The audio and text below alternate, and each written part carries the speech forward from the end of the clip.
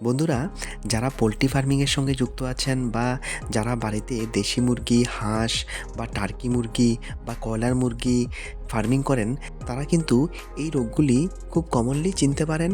আর এই রোগগুলির সম্বন্ধে তারা কিন্তু খুব অভিজ্ঞ। কি এই রোগগুলি? একটা হচ্ছে গিয়ে সিআরডি বা যেটাকে ক্রনিক রেসপিরেটরি ডিজিজ বলা হয়, আর একটা হচ্ছে ইনফেকশিয়াস কলিজা, ইকোলাই ইনফেকশন বা আর্লি চিক মর্টালিটি। কি এই রোগগুলি বা কিভাবে এগুলি বুঝতে পারবেন? একটা হচ্ছে কি ক্রনিক রেসপিরেটরি ডিজিজ, এটা একটা ব্যাকটেরিয়াল ইনফেকশন বা এটা মেনলি রেসপিরেটরি যে ট্র্যাক্ট আছে ওই রেসপিরেটরি ট্র্যাক্ট নিয়েই কিন্তু এই সমস্যার সৃষ্টি হয়। আর কিভাবে এগুলি বুঝবেন? কি কি সিমটমস, যেমন স্নিজিং, স্নিফিং বা কাফিং, wheezy breathing, face swelling, head shaking বা ক্লোজ আইস বা আই ডিসচার্জ। বাংলাতে যদি বলি তাহলে সর্দি হচ্ছে বা কাশি হচ্ছে বা নাকে দিয়ে জল পড়ছে বা মুখ ফুলে গেছে বা নিঃশ্বাস নেওয়ার সময় একটা শব্দ হচ্ছে বা মাথা নাড়াচ্ছে বা চোখ বন্ধ করে বসে আছে বা চোখে দিয়ে জল পড়ছে বা শ্বাস নিতে কষ্ট হচ্ছে। তো এগুলি সব সিআরডি বা ক্রনিক রেসপিরেটরি ডিজিজের কিন্তু লক্ষণ। আর এগুলি মুরগির মধ্যে খুব কমন।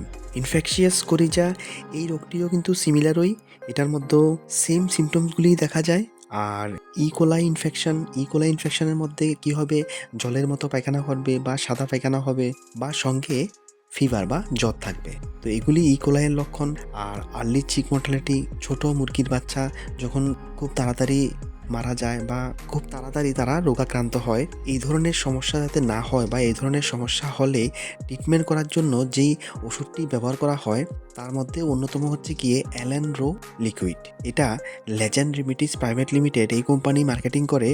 আর এই ওষুধটির মধ্যে মেইনলি আছে অ্যান্ড্রোফ্লক্সাসিন আইপি 100 mg প্রত্যেক ml এর মধ্যে। আর যদি ডোসেসটা বলি, যদি আপনি রোগ না হতে দেন বা প্রিভেনশন করতে যান তাহলে 2.5 mg টু 5 mg পার কেজি বডি ওয়েট হিসেবে আপনাকে দিতে হবে। নতুবা 1 ml ওষুধ আপনাকে 4 থেকে 8 লিটার ড্রিঙ্কিং ওয়াটারের মধ্যে দিতে হবে।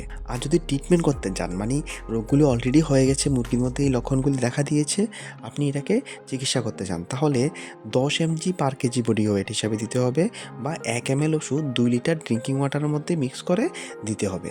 অথবা আপনার যে ভেটেরিনারি প্র্যাকটিশনার আছে ওনার যে ডাইরেকশন বা ওনার যে ডোসেস দিয়েছে ওই ডোসেসের হিসাবে আপনাকে এটা ব্যবহার করতে হবে। মনে রাখবেন, এটাকে 30 ডিগ্রি থেকে বেশি টেম্পারেচারে কিন্তু স্টোর করবেন না। আর হিট বা ডাইরেক্ট সানলাইট বা মশার থেকে দূরে রাখবেন। ফ্রিজ করবেন না। বাচ্চাদের থেকে দূরে রাখবেন। আর যদি উইথড্রয়াল পিরিয়ড নিয়ে কথা বলি তাহলে মনে রাখবেন, ডিমের উইথড্রয়াল পিরিয়ড হচ্ছে গিয়ে 7 দিন আর মাংসের উইথড্রয়াল পিরিয়ড হচ্ছে গিয়ে 28 দিন। মনে রাখবেন, এই ওষুধটি মানুষের জন্য কিন্তু ব্যবহৃত হয় না, এটা শুধুমাত্র এনিম্যাল ট্রিটমেন্টের জন্যই ব্যবহৃত হয়। মনে রাখবেন, এটা হাঁস মুরগি ছাড়াও কিন্তু অন্যান্য এনিম্যালের ক্ষেত্রেও কিন্তু ব্যবহার করা যায়। সেম নিয়ম হিসাবে সেম রোগের জন্য সেম ডোসেস বা সেমভাবে ব্যবহার করে আপনি কিন্তু অন্যান্য এনিম্যাল যেমন গরু, ছাগল, এসব এনিম্যালের ক্ষেত্রেও কিন্তু বা এসব পশু পাখির ক্ষেত্রেও কিন্তু আপনি এই ওষুধটি ব্যবহার করতে পারবেন। ঠিক আছে বন্ধুরা, এই ভিডিওতে এতটুকুই। ইনফরমেশনগুলি ভালো লাগলে ভিডিওটিকে একটি লাইক অবশ্যই দেবেন আর চ্যানেল অবশ্যই সাবস্ক্রাইব করবেন। ভিডিওটি দেখার জন্য অসংখ্য ধন্যবাদ।